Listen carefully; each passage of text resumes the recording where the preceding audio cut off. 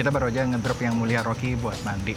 Dan di video kali ini aku pengen cerita sedikit kenapa menurutku DJI Osmo Nano ini masih jadi opsi yang mantep banget. Salah satu alasannya adalah betapa mudahnya kita pindah dari video walk and talk kayak gini ke shot seperti ini. Dan ini tuh beneran sesuatu yang gampang banget kita lakukan dengan kamera ini. Atau kalau suka bikin video ngobrol berdua di mobil gitu juga gampang banget. Tinggal tempel aja di tengah begini. Ini kita cuma menggunakan suction cup bawaan yang kita pasti dapat waktu kita beli si DJI Osmo Nano ini. Udah tinggal dua-duanya kasih mic, ngobrol, selesai. Simple banget, simple banget. Oke, sebentar aku lagi mau ke tempat cuci mobil yang baru dan belum tahu harus gimana. Pak, mau cuci? Yang biasa atau hidrolik, Pak? Yang biasa aja. Biasa.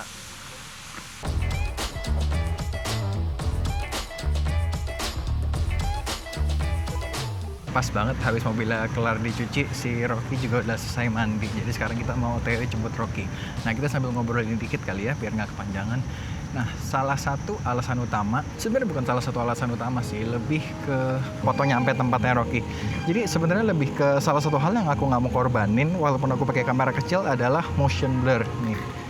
Sebentar, musiknya berisik banget. Nah, udah mendingan nih.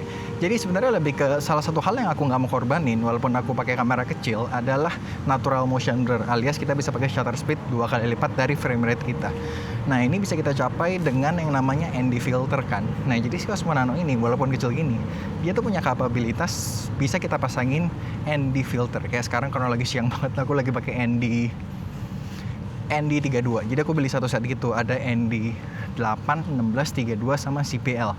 Sebenarnya aku sampai semi berharap CPL itu bisa diganti ND64 aja ya. Karena kalau lagi terang begini sebenarnya ND32 nih aku agak ragu dia nih cukup atau enggak, ISO-nya udah di 100. Jadi ini tuh udah settingan minimal banget yang bisa kita pakai kalau kita mau shutter speed-nya di 1/50. Jadi shutter speed-nya udah 1/50, ISO udah 100, aperture kan kita nggak bisa ganti ya. Jadi cuma dua itu doang yang bisa kita ganti.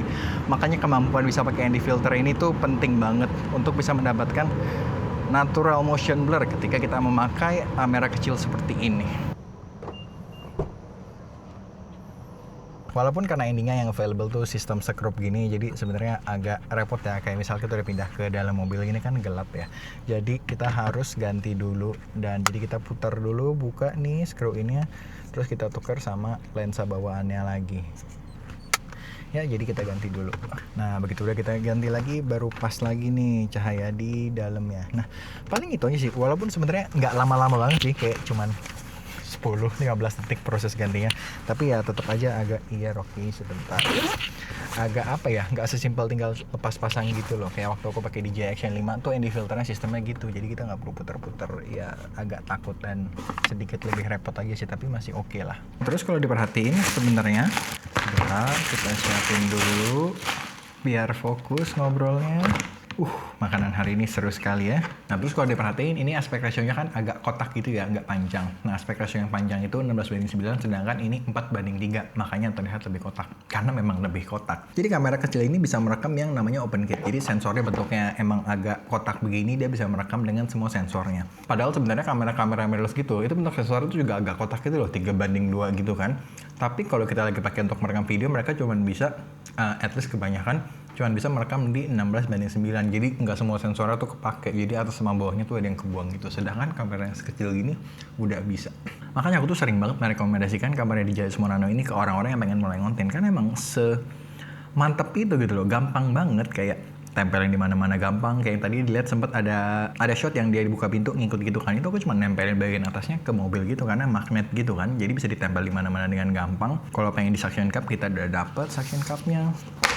Terus kalau pengen nempelin ke benda-benda yang nggak bermagnet, ya tinggal pakai suction cup yang ini bisa ditempelin di mana-mana dengan gampang, apalagi ke kaca-kaca gitu. Nah, ini gampang banget. Terus kalau pengen pakai POV shot gitu, itu ini sih, kamera ini paling mantep buat POV shot kayak gitu. Kita bahkan dari beli aja udah dapet 2 tuh, satu buat dipakai di topi, head mount gitu. Ini ada magnetnya juga, cuma punya aku copot karena bolak-balik nempel mulu, jadi sekalian aku copotin aja dah. Terus ada juga yang chest mount gitu ya, jadi magnetic pendant gitu. Ini bisa buat pakai juga sebenarnya. Jadi kita dari beli di DJI Osmo Nano-nya udah dapet 3 mount yang udah sangat lebih dari cukup lah. Nah, kalau emang suka perkameraan kayak aku juga pasti udah ada tripod kecil kayak yang lagi aku pakai ini. Aku lagi pakai Ulanzi MT73. Nah ini tripod yang sering aku pakai kalau aku kayak walk and talk tadi gitu. Nah ini cuma tripod kecil biasa dari Ulanzi MT73. Ini tripod yang sering banget aku pakai sama action cam kecil gitu, karena bukanya tinggal pencet bawahnya terus buka, hap, masih bisa dipanjangin lagi. Lumayan panjang kan. Terus atasnya tuh ada lubang 1/4 gitu, cuman atasnya udah gue tempelin lagi. Ini mau untuk kamera-kamera DJI dari Sunny Life. Jadi kalau kemana-mana aku tinggal bawa tripod sekecil ini, terus udah tinggal ngomong, sesimpel itu. Udah, aku lanjut makan dulu, nanti makanannya keburu dingin. Terus aku pernah dapat juga komen yang bilang kamera ini kayaknya kurang cocok ya kalau dipakai di studio. Dan bisa dibilang emang benar sih komentarnya, karena emang kamera ini ditujukan bukan buat itu. Kalau tujuannya cuma buat dipakai di studio, ditaruh di satu tempat, terus gitu-gitu ya, mending beli kamera mirrorless yang interchangeable lens saja. Banyak yang tinggal nambah dikit dapat juga kayak ZV-E 10 gitu misalnya. Dan ya iya benar, kualitas gambarnya pasti akan lebih bagus. Tapi kalau cari yang pengen overall all around lebih gampang dipakai, ya ini. Kayak ini kalau aku pakai ngerekam orang pun juga orang kayak nggak akan setakut itu ya. Karena kamera ini kan juga kelihatannya sangat kecil dan kayak mainan gitu ya kita. Jadi kalau datang kemana gitu lagi nge-shoot itu juga kita ada orang lain pun, orang lain kayaknya lebih nggak akan merasa terganggu atau ya gimana lah gitu. Yang jelas kita nggak akan ditegur security karena ini bukan kamera profesional. Betul? Audio yang didengarin dari tadi ini sebenarnya audio dari DJI Mic Mini 2 yang menurutku salah satu atau bahkan kayaknya mikrofon dengan best value saat ini sih. Jadi kalau ada yang lagi nyari mikrofon terus pengen yang suaranya paling bagus di kelasnya, menurutku DJI Mic Mini 1 atau Mic Mini 2. Kayaknya Mic Mini 1 udah agak susah dicari, jadi mungkin Mic Mini 2 lebih gampang ya. Cuman kalau nggak suka kelihatan ada mic gitu di bajunya, ya internal microphone dari DJI Mic Mini Nano ini, DJI Mic Mini Nano, internal microphone dari DJI Nano ini juga cukup oke kok. Dan apalagi kalau kita nggak pakai wireless microphone, kita tetap bisa memonitor. Jadi kita dari jauh kita bisa ngecek nih, kelihatan gitu loh framingnya lagi kayak gimana. Jadi kita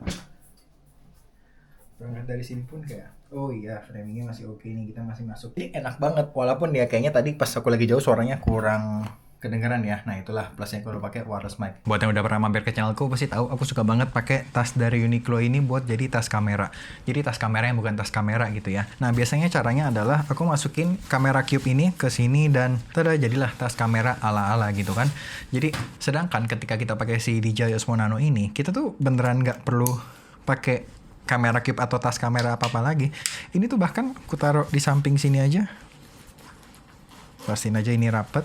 Udah, bisa kita tenteng begini. Nah, kalau mau masukin ke dalam, kita bisa juga taruhin misalnya kasih nanonya hard case gini aja gitu loh. Nah, ini kan udah enak banget nih. Nah, udah aman banget. Taruh tripodnya di dalamnya juga biar gampang.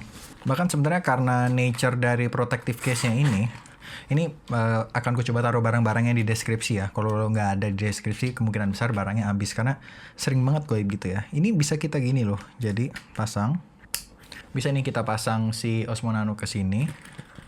Terus kayak ditutupnya setengah aja gini loh, dan tetap terlindungi kan bagian ininya. Udah kita masukin aja begini. Bahkan di dalam sini udah ada ND filter. Kita juga bisa masukin DJI Mic Mini 2 setas-tasnya. Bahkan biasanya aku bawanya tuh nggak satu tas gini. Aku misalnya cuma mau pakai satu.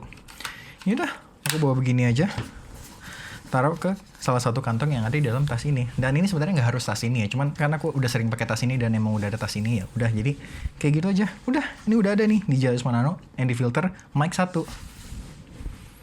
Sesimpel itu, gila. Pertanyaan yang paling sering ku dapetin dengan si DJI Osmo Nano ini, gambar overheating bang segala macam. Ya gimana ya? Kamera sekecil ini kita paksa ngerekam 4K open gate, kadang kita sambungin ke mic wireless gitu. Bahkan kadang kita sambungin ke dua mikrofon wireless sekaligus gitu kan. Ya gimana nggak overheat gitu kan. Jadi kemarin juga aku akhirnya sempat overheat. Sebelum-sebelumnya tuh aku nggak pernah ngalamin overheat sama sekali ini. Kemarin aku sempat ngerekam lagi main padel, itu nonstop tuh. Nah akhirnya si Osmo Nano ini overheat tuh di menit 27-24. Jadi hampir setengah jam dia baru overheat. Itu kondisinya aku taruh dia nempel terus nonstop sambil ngerekord 4K di 4:3 dan disambungin ke satu wireless mic. Jadi ya wajar aja sih. Dan kalau emang pengen dipakai tahan banding itu ya silahkan pakai action cam, karena ini kebutuhannya untuk konten sehari-hari, vlog kayak tadi. Sebenarnya lewat video ini tuh aku cuma pengen nunjukin kayak nggak perlu dibikin serumit itu. Kayak tadi tuh sebenarnya aku cuma kepikiran, oh ada ide nih, terus sambil ya udah bahkan sambil nganter Rocky mandi, sambil jemput, ya sambil melakukan daily things aja gitu, aku nuangin apa yang ada di pikiranku. Dan Ya udah segitu aja sih. Dan untuk keperluan satset seperti itu, ya menurutku DJI Osmo Nano ini kamera yang paling pas sih. Pertanyaan berikutnya yang cukup sering ditanya lagi adalah masalah editing, kayak, "Bang, ini pakai nano, kok gue pakai nano footage-nya nggak kayak gitu? Itu ngeditnya gimana?" Sebenarnya menurutku kuncinya tuh ada di proses waktu syutingnya sih. Kayak aku menerapkan aja apa yang gue bilang tadi, aku selalu mementingkan natural motion blur. Ini bukan suatu keharusan BTW, cuman kita kan habis lama-lama syuting kita tahu apa yang menurut kita, oh ini kita penting menurut kita, dan itu bisa beda-beda tiap orang. Nah, kalau aku sendiri, yang penting di lock M nih agak tricky karena dia sebenarnya nggak bener-bener lock ya, dia kayak Rec 709, jadi warnanya udah matang tapi kayak agak desaturated aja gitu. Nah makanya biasa kita kalau shooting lock itu punya tendensi untuk kita overexpose sedikit supaya bersih. Nah, ketika kita pakai di lock M, aku punya tendensi untuk naruh dia tuh ke EV-nya tuh sekitar 0,3 bahkan ke 0,7 kalau lagi di situasi outdoor gitu yang banyak cahayanya gitu. Karena ini kan bukan beneran lock ya. Jadi kalau menurutku pribadi agak susah buat narik highlightsnya balik. Jadi simpelnya walaupun ini namanya di lock M, aku akan lebih nge-treat ini sebagai Rec 709 lah. Jadi aku agak takut tuh meng-overexpose highlightsnya. White balance-nya biasanya aku taruh tuh di 5600 misalnya kalau lagi di outdoor gitu kan. Nah, kelemahan kamera DJI ini tuh kita nggak bisa atur tinnya. Jadi kita cuma bisa atur temperaturnya, tapi tint, jadi warna hijau atau magentanya itu kita nggak bisa atur. Itu yang menurutku suka bikin beda. Ketika kita ada di situasi yang nggak terkontrol, agak susah tuh mendapatkan one click grading gitu. Karena aku kan grading pakai latku sendiri ya, yang biasanya one click, apalagi kalau kita pakai studio lighting kayak begini. Cuman kalau lagi di outdoor itu banyak faktor, misalnya ada pantulan daun segala macam, itu kan bikin footage kita jadi agak hijau ya, tapi kita nggak bisa atur tintnya di sini, jadi agak susah tuh. Kalau mau one click ya bisa juga sih, temperaturnya atur aja ke auto white balance, tapi itu preferensi aja, aku lebih prefer taruh dia di satu warna aja. Ya kadang aku pakai auto white balance juga sih, tergantung lah. Kalau kita recap, yang aku prioritasin waktu nge-shoot pakai DJI Osmo Nano itu ada 3 hal. Yang pertama, shutter speed 1/50, aku lebih ngebelain natural motion blur dibandingin footage yang lebih stabil. Exposure-nya, aku pastiin exposure-nya itu ada di min 0,3 atau min 0,7, atau pastiin aja kalau ada langitnya nggak terlalu overblown gitu ya, nggak terlalu overexpose. Lalu yang terakhir white balance. White balance ada dua pilihan, bisa atur ke auto white balance atau enggak, atau nggak di editing jangan lupa white balance-nya diganti sedikit.